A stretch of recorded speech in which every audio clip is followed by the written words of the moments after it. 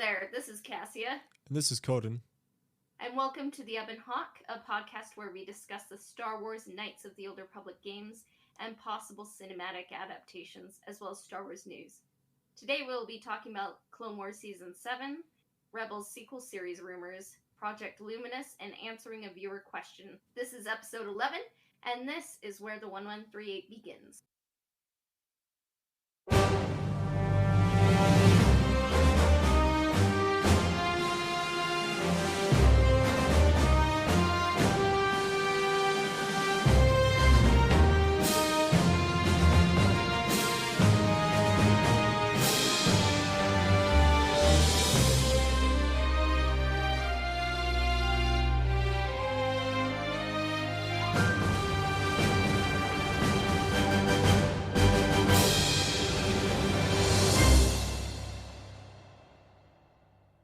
So, there has been an awakening in the Force. Have you felt it? Nope. Okay. Let me reacquaint you with what's happening. Clone Wars Season 7, there are some rumors that it is coming to Disney Plus on February 17th. And it sounds like there are going to be 12 episodes, and they're going to be staggered weekly, like how The Mandalorian was spread out. So it's not going to be all 12 episodes at once. And to be honest, I kind of like that. Like, it gives you time to pace yourself and kind of absorb the story. It's not a lot of episodes for a Clone Wars season. I'd hope they spend more time per episode. The regular Clone Wars episodes are about 20 minutes apiece, but there's about 20 to 24 episodes per season, I think. Yeah. I mean, I think you have to take into consideration that Season 6 might have originally been part of Season 7 because the Lost Missions were released kind of as their own season, and it was kind of a shorter season. So I wonder who their target audience is going to be, if they're looking to cater to the original target audience, or if they're looking to pick up new followers, or if this is going to be kind of like how The Mandalorian was dedicated to kind of the older Star Wars fans. I wonder what their plans are for the new Clone Wars season. I would say that they're probably appealing to hardcore Clone Wars fans. They didn't have to bring back Clone Wars, but they did. Mm-hmm. Because it's just a good story, and it just felt incomplete. Like, Disney Star Wars kind of killed it off just when it was starting to get good. And I mean, I think they always hope to pick up more viewers, but I think they're just aiming for the classic Clone Wars fans. I think watching the trailer that this is very much going to be Ahsoka's season, because there's not a whole lot that Anakin can do, because Revenge of the Sith is around the corner, and that's his big moment. So I think it's kind of like saying goodbye in a way to Ahsoka Tano, unless there's a Rebels sequel series or something else and we learn more about her in the future. But I think it's fitting because Clone Wars is where we first got to know her, and we don't know quite what happened outside of the Ahsoka Tano novel, how she left the Jedi, how she became a rebel, all that. So I'm excited for Season 7. Yeah, the arc was kind of reminiscent of Jude Watson's kind of prequel arc of Obi-Wan, because there's that moment where Obi-Wan has to make a decision between helping some locals or people on Melita Dan, I believe. Yeah, or following Qui-Gon back to the Jedi Temple, and he ends up staying behind. So it was kind of like a reminder and a callback of that moment. I liked Ahsoka more this current viewing of the Clone Wars that I did versus when I first watched the Clone Wars. But that's what I picked up, especially on this viewing, is kind of that connection between their two stories. Though it was her main connection with the Jedi Order was through Anakin. But looking at the 12 episodes, so if I've done the math correctly, there's 12 episodes, and if it starts on February 17th, the final episode, I believe it's gonna have Order 66 happen, and it will happen on May the 4th, because nothing says Happy May the 4th than seeing all of your favorite characters die. So That would be fun. I guess there's a couple Jedi in the Clone Wars that get mixed up in Order 66 from the Revenge of the Sith movie. We probably revisit Monday with his entanglement with the Italian. clones. Yeah, on Megiddo. Yeah. I don't know. It'll be interesting to see if the Clone Wars season 7, if it kind of recreates moments from Revenge of the Sith in the animated form. Yeah. Do we know what Shaak Ti's official death is? Because they just have the deleted scene. I believe she was officially killed by Anakin in the temple. Okay. Because they had the deleted scene of Grievous killing her on his command ship. Because she was... I think the invisible hand. And then there was another deleted scene where she was killed. She was meditating. And she's like, I sense a disturbance or something. And he's like, it's me. And it was Anakin, and he killed her. And then there was also The Force Unleashed, which I personally liked that end for her the most. I just found it, poor boy. The Sith always betray one another. I'm sure you'll learn that soon enough. I just thought it was a good moment. Mm-hmm. And it was just nice to see some people survive Order 66, you know? So. Yeah. But, yeah, so Shaak Ti, if they show her, she'll die in the temple. And then, so looking at the trailer for season 7, it looks like a lot of this season will deal with the fallout of Ahsoka leaving the Order. She'll be sorting out her life, finding her place in the galaxy. So it looks like she'll be making some friends outside of the Order. And it also looks like Anakin and Ahsoka will share some scenes. It looks like Ahsoka will be leading the 501st on Mandalore, and the 501st Battalion has their new Ahsoka-inspired helmets.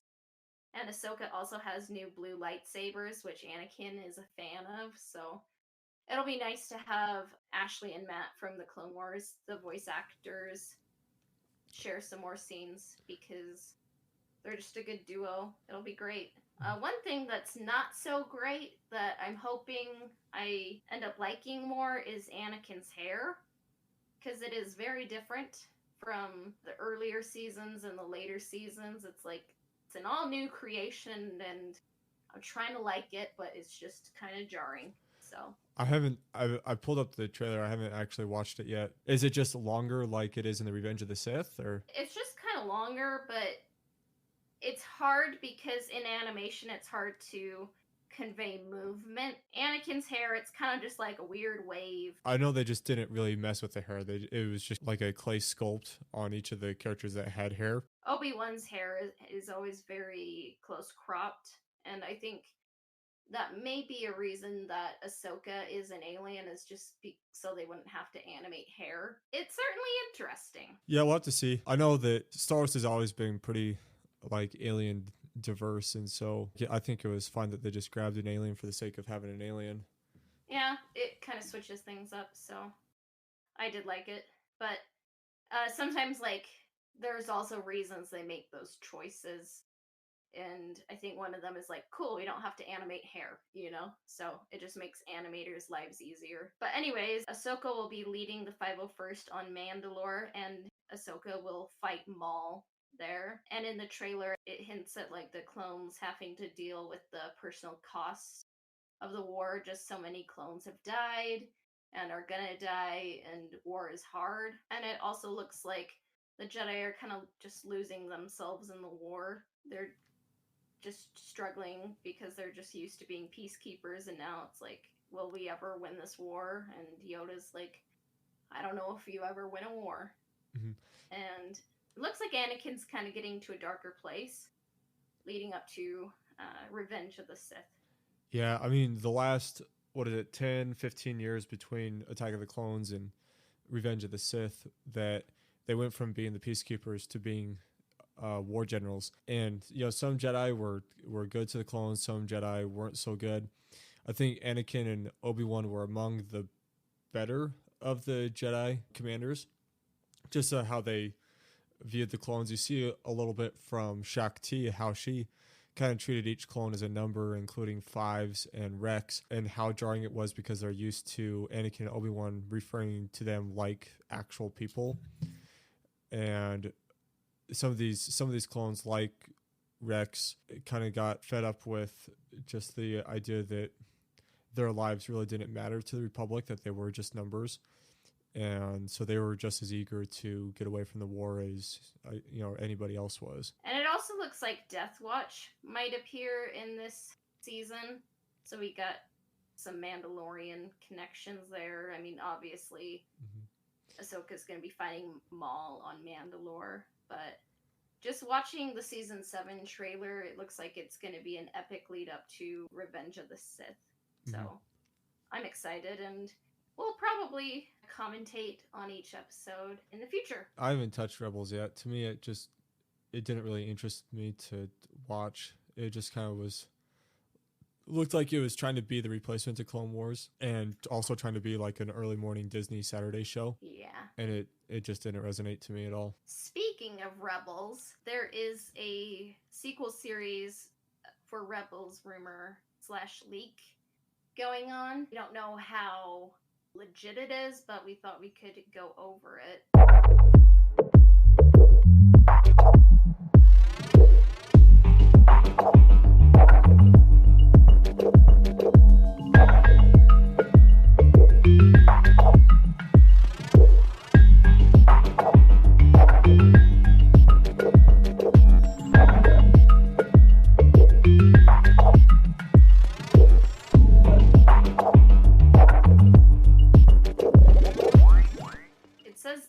Window for the sequel series to Rebels is late 2020 on Disney Plus.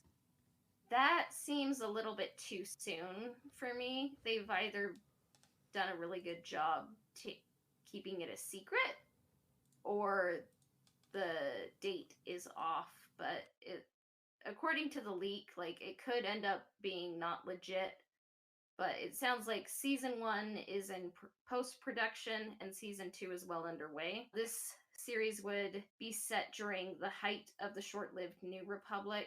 You would see the Senate explore some of the galaxy after Return of the Jedi, but before the sequels. Is this season 2 or season 5? This is the Rebels sequel series. So Rebels had 4 seasons, okay.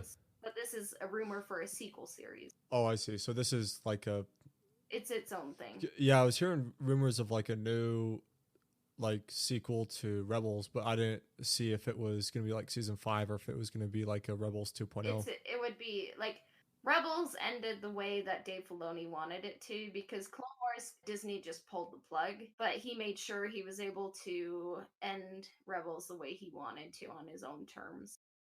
So this would be, if it is real, it would be a sequel series, even though Rebels ended.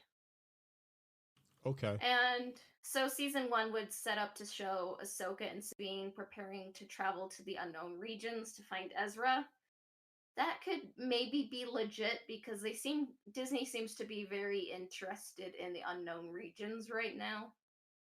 So maybe it's real. Some of the rumor says that Ahsoka gives a valuable relic to the Kaminoans to stop and reverse, to a certain extent, Rex's accelerated aging. And apparently he would maybe join them in their quest to find Ezra. And it looks like season 1 would follow Ezra and Thrawn, and they'd become unlikely allies. And we would be introduced to the Chiss Ascendancy, who are in the middle of a war with the Grisk. And the Chiss would be the main society in the series, and Scylla, their homeworld, would be a hub. And Thrawn has a niece who could be introduced as a main character. And there are Force-sensitive members of the Chiss who are called Skywalkers, which is where the term comes from. The niece would be a Skywalker, a Force-sensitive Chiss, who they navigate using the Force, the hyperspace routes, and apparently she would be a friend to Ezra. The Grisk would be the main threat and the opponents in the series, so it might be kind of different from how they appear in Legends. It sounds like there would be some scary things waiting in the unknown regions as well. Maybe more Star Destroyers. Yeah, I mean, we don't have enough of those. And the main mystery would surround the barrier of the unknown regions. And it sounds like there could be a character who the source says could become a fan favorite and is the last remaining member of the Rakata species. I would love that if that would happen because then, it's like KOTOR is being set up, you know? And it sounds like they would be like a force sensitive warrior who was once a cruel tyrant when the Rakata Empire was at its height. That would be very interesting because he would have to be like 4,000 years old. Or no, when the Rakata Empire was at its height, like that, they would be very old. So I don't know how they would survive that long, but I mean, it may just be a leak, but if it's legit, I'd be okay with that. But it sounds like this character would be a mentor to Ezra, morally gray, and it would be kind of like the character would be seeking redemption, and it would be an interesting character in combination. And it sounds like the animation style would be a blend of Clone Wars and Rebels. I always kind of preferred the Clone Wars animation style, so that could be better. It sounds like it would like kind of have the dark, mature tone of the Star Wars universe and kind of draw upon the mysteries. So if that leak is true, it sounds like it would be pretty cool. Because Rebels at first, when it started, Ezra was the main protagonist, and it was kind of like, like a fun Disney Aladdin early morning cartoon. But as it kind of started to get going, it became more of an ensemble show and kind of examined the Force more, which I liked. And it became a better series as it went on. Like, it kind of grew on me. But if this leak is legit, it would, I think, make everyone happy. Clone Wars fans, Rebels fans, new fans, just general Star Wars fans. So I kind of hope it's real. Yeah, I think the best thing that came from Rebels was Grand Admiral Thrawn. Recanonized. Mm-hmm. And I think he was like the first legend to be recanonized. And everyone is happy about that because he's Grand Admiral Thrawn, Mm-hmm. I have his Star Destroyer sitting on my desk. What's it called? It's called the Chimera.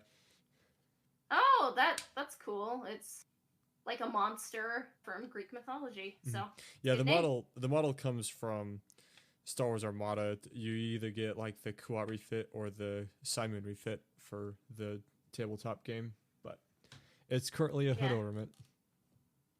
Okay. All right. And then speaking of rumors, there is a rumor about Project Luminous and a possible High Republic trilogy.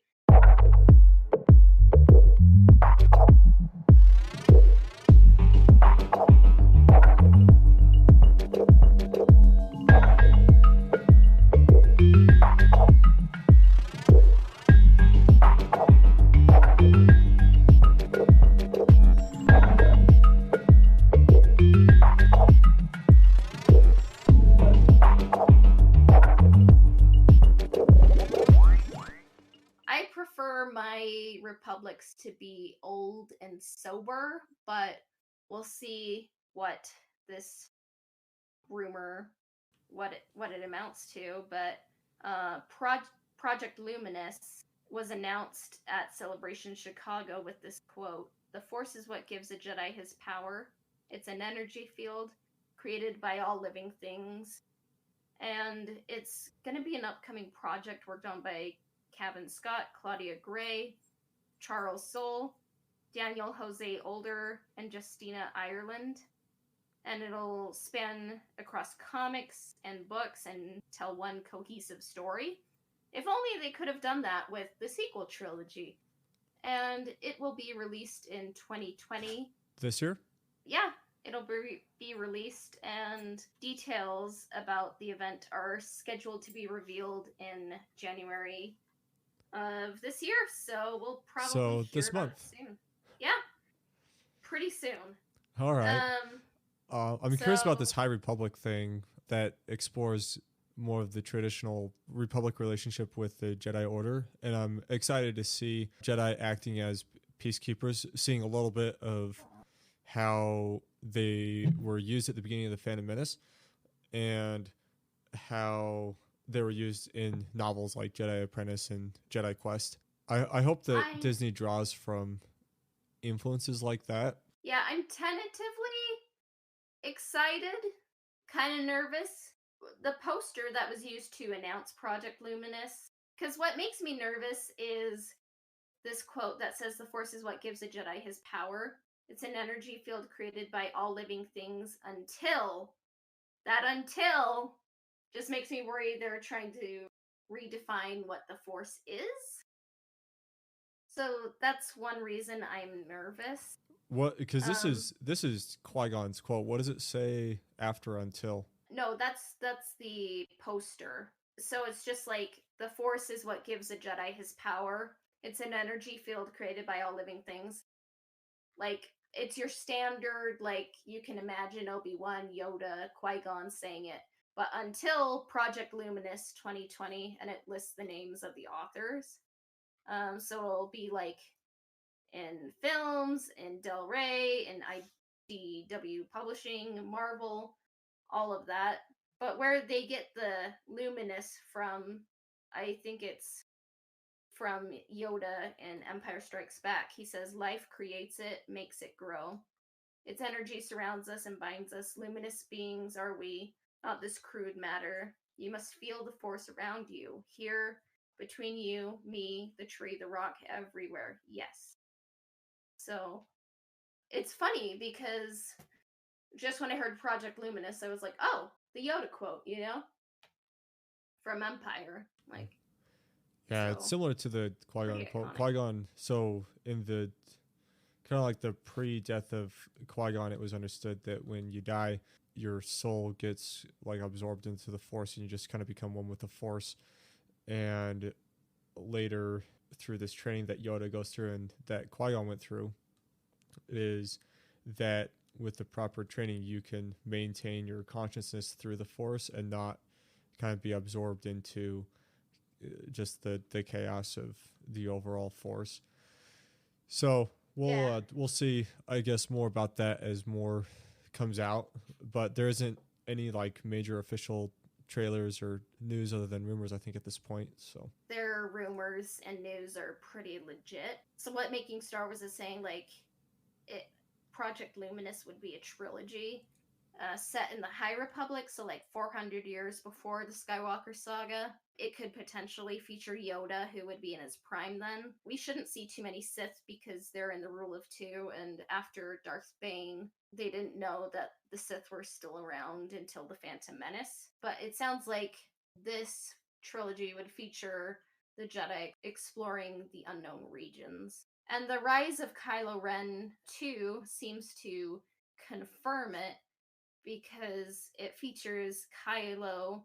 Well, before he is Kylo, it features Ben Solo, Luke Skywalker, and Lor San Tekka. So you see this panel of Ben sitting behind Luke and Lor San Tekka in a starship, and it has Snoke saying to Ben, "I sense disquiet in you," and Ben is saying, like, telepathically, "I'm fine, Snoke, just off on yet another mission, Master Skywalker, to find Jedi artifacts." Lor San Tekka's here too. He thinks he found something on the edge of almost to the unknown regions. And then this is Lor San Tekka saying it's probably High Republic era. It was a time of greatly expanded Jedi activity throughout the galaxy. So this comic kind of seemingly confirms that rumor to me. I would be very surprised if something else is it were also happening. suggesting that Kylo was kind of acting as a spy for No, Snoke? no, it's just Snoke was always a voice. He thought he was like, I would say like Snoke is kind of like the Palpatine here. Ben is like just trying to be a good Jedi. He looks up to Luke.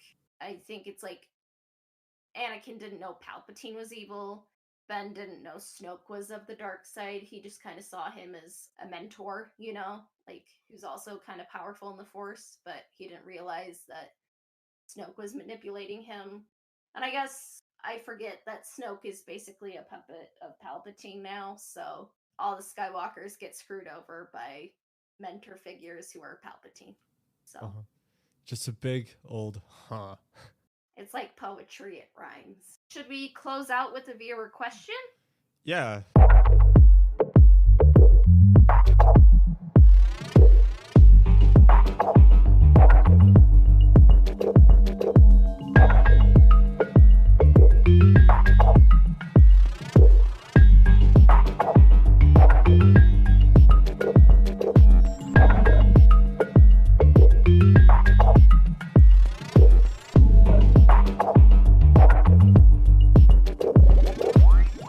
This viewer question comes from jcast_117.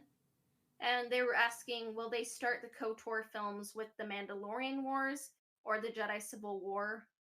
And for me personally, I would rather have, if there were a trilogy of Knights of the Old Republic, just adapt Knights of the Old Republic 1 into trilogy. I would rather have it start the way the game starts. I would rather than having someone like in the Mandalorian Wars, Revan, and you know they're Revan. I would think that you should start in the middle of the Jedi Civil War. Then in like flashbacks in the third movie, you could maybe start with Bastila on her mission to take down Revan, and then Malik bombing the flagship of Revan, then kind of see the creation of Revan. And then maybe throughout the third movie, you could have flashbacks of the Mandalorian Wars where Revan has to come to terms with who he is. But I think the trilogy would be best if you kind of discover things as Revan discovers them. I think that's how I would want it to be. But what do you think, Coden? I would like to see the trilogy start with the game. It could make sense as doing the trilogy around the Jedi Civil War. I could also see that they do the KOTOR movies like as the game, so 4, 5, 6 the game, and then do like prequels 1, 2, 3 of the start of the Jedi Civil War up to the content of the game. I personally would like it to be a series on Disney Plus because I think like it would be good to have the characters expanded upon, and it has a lot of good dialogue that I think you just might miss in a movie. And I think Knights of the Old Republic 2 just might not be as palatable to main audiences like in a theater. Like I don't see Knights of the Old Republic 2 like being an uplifting family movie to see during the holiday season, but I think it would be a great fit for Disney Plus. So if they did end up adapting, you could probably sprinkle in a lot of Mandalorian flashbacks as well throughout that, because the Jedi Exile was a general in that and like fought with Revan and Malik and kind of has severe PTSD from that as well. So yeah, I just think I that would like the Mandalorian War just kind of takes place a little bit too far outside of the time frame of what they would want to show off in like a KOTOR setting. All the interesting stuff happens in KOTOR 1, KOTOR 2, I would say. But not that I don't think you should never see the Mandalorian Wars, but I think it would be kind of like the garnish that you sometimes see in Knights of the Old Republic 1 and 2, kind of like in flashbacks. And then maybe if like Knights of the Old Republic was very popular, you could have like a cartoon or comic book series or something showing what the Mandalorian Wars was like, even though that's kind of already existed. Even though that's already kind of existed in the canon before. Yeah, I just think that if they did the Mandalorian Wars as part of the like the KOTOR series, and say they wanted to include the KOTOR video game as kind of like the bread and butter of the movies, that if they went back to the Mandalorian Wars, it would be like if George Lucas did 4, 5, 6, and then for Star Wars Episode 1, if he started with like Obi-Wan as a Padawan in the Jedi Temple, and then finally got to Anakin later. Like it is just be going a little bit too far back, I think. Sometimes it's fun though to have a story in median res, like kind of with the Odyssey. I kind of just was finishing reading that. Like it starts with Odysseus landing on an island, and then he goes to a dinner and he has to kind of tell the story of how he got to that point. And like Uncharted 2 does that pretty well because you start on the train and then you live up the game of how you got up to the train. So Yeah, I think sometimes it's good like to do things out of order. yeah, it'd be a cool story. I just think it deserves like its own thing. If we had to write the Knights of the Old Republic trilogy, how would we pace things? How would we space it out? What would the beats be? I think we'll definitely talk about that in a future episode. So thank you, jcast_117. It was a great question. This has been Cassia. And this has been Coden. You can find us on twitch.tv/CodenBond for various video game streaming, currently Star Wars Jedi Fallen Order. For comments and questions, like what jcast117 did, you can email us those at ebonhawkpodcast@gmail.com, as well as you can message us on our Instagram. And our Instagram is Ebonhawk Podcast. And our podcast can also be found on SoundCloud and iTunes at the Ebonhawk. Our intro and outro themes were composed by Alistair Schurman. He can be found at https://alistairsounds.wixsite.com/alistairsounds. And our transition music was composed by Christian Walker, and he can be found at christianwalkermusic.com. This has been episode 11 of the Ebon Hawk. Take care of yourselves, meatbags, and may the force be with you. We will be back soon. Bye for now.